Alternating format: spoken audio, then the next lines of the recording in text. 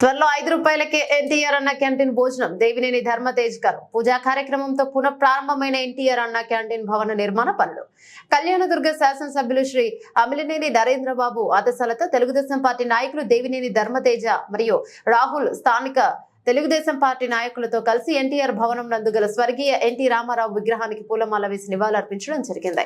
నియోజకవర్గ కేంద్రమైన స్థానిక ప్రభుత్వ ఆసుపత్రి ముందు అన్నా క్యాంటీన్ భవన నిర్మాణ పనులను తెలుగుదేశం పార్టీ నాయకులు మహాశక్తి మహిళా సభ్యుల చేతుల మీదుగా పూజా కార్యక్రమంతో పునః ప్రారంభ నిర్మాణ పనులను ప్రారంభించారు. త్వరలోనే ₹5కు పేదలకు భోజనం అందిస్తామని త్వరగా భవన నిర్మాణ పనులను పూర్తి చేసి అన్నా క్యాంటీన్ ప్రారంభించేలా ప్రణాళికలు చేశామని తెలియజేశారు. కార్యక్రమం తమకు తెలుగుదేశం పార్టీ సీనియర్ నాయకులు చైర్మన్లు, వైస్ చైర్మన్లు, స్టోర్ డీలర్లు, పట్టణ మండల కన్వీనర్లు, కౌన్సిలర్లు, మాజీ కౌన్సిలర్లు, కార్యకర్తలు పెద్ద ఎత్తున పాల్గొని విజయవంతం చేశారు.